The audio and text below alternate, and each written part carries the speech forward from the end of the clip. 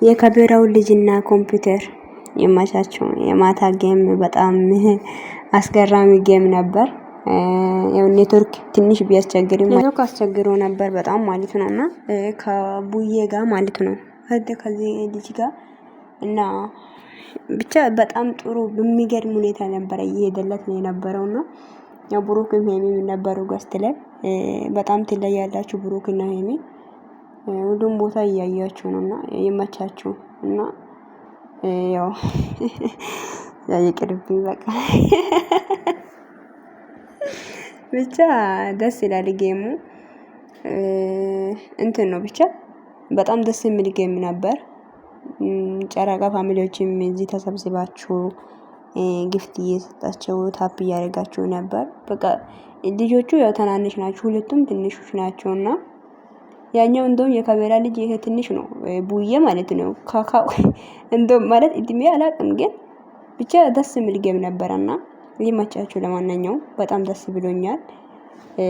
ያው ቡዬ ነው ያሸነፈው እንደምታውቁትና መጀመሪያ ላይ ኔትወርክ ነበር አስወጥቶ የጣለው ብቻ በጣም እየሄደለት ነበርና ግን ጌሙ በጣም ደስ የሚል ነበር። መጨረሻ ላይ እንኳን ያው ተስማሚታችሁ ደግሞ 12 ሰዓት ከሞላ በኋላ ራሱ አብራችሁ እስከዚህ ድረስም ደግሞ ብሩክና የሚቆጭ ብላችሁ አላችሁና እናንተ ለሰው ያላችሁ ሪስፔክት በጣም እንደያል በጣም ነው ሰውን የምታከብሩትና በጣም ጥሩ ልብ ነው ያላችሁ እናንተ ብሩክና ሄሚ ማለት ነው። በጣም ጥሩ ልብ ነው ያላችሁ ሰውን በጣም ነው የምታከብሩታ እና ደግሞ ደስ ይላል ደግሞ ያው ጌሙ በጣም የሚገርም ጌም ነበር።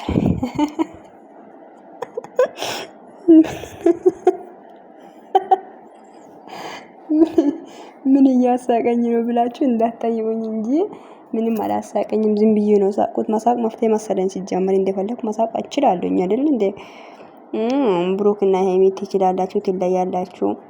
ያው ዋናው ነገር ያው ይሄ ልጅ አይሸነፍም በነገራችን ላይ ታውቃላችሁ። አሁን ከካሜራ ልጅ ጋር ጌም የሆነ ሰው ተጫውቶ ይሄ እኮ ዘበት ነው እውነት እንነገር ከተባለ ማንንም ሰው ነው የማያሸንፈውና በጣም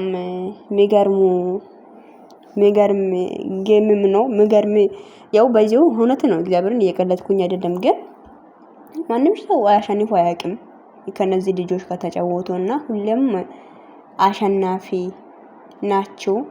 ጀግኖች ይመቻችሁ ሁላችሁም ብቻ እኩል ነው በትንሹ ነው የበለጠውና ቡዬ ራሱ ማለት ነውና ከኮምፒውተር በትንጥዬ ነው የበለጠውና ታይሚንግ ጠብቆ ብሩክ እየሰጠው ነበር። ብቻ ጌሙ ደስ ይል ነበር እና ለምንድን ነው እኔ ደስ እያለኝ ልንገራችሁ ሁለቱም ልጅ ናቸውና ማሽቃባጥ ምንም የለም በቃ የምን ማሽቃባጥ ነው በቃ እና ደግሞ መጨረሻ ላይ ሰዓቱ ከሞላ በኋላ ምንድነው